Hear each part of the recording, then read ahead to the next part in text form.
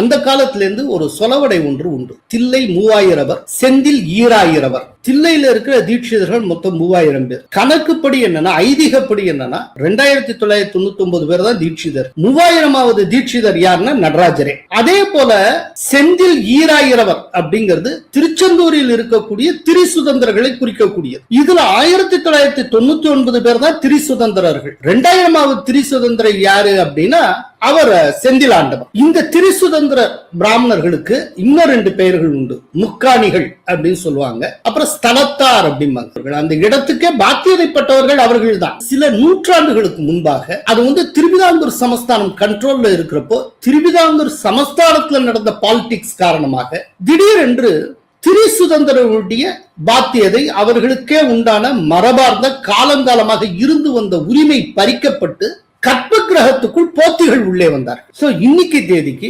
திருச்செந்தூர்ல திரிசுதந்திரருடைய ரோல் என்ன அப்படின்னா, கற்ப கிரகத்துக்குள்ள போய் அந்த மூலவர் விக்கிரகத்தை தொட்டு அவர்கள் கைங்கரியம் செய்ய முடியாது. அதை தவிர மற்ற காரியங்கள் செய்யலாம். தொட்டு செய்கிறவர்கள் போத்திகளாக இருப்பார்கள் மூலவரை பொறுத்தளவு. ஆனா எப்போதுமே இந்த ரொம்ப மைக்ரோ மைனாரிட்டியா இருக்கிறவங்க தான் ஈஸி டார்கெட்டா இருப்பாங்க.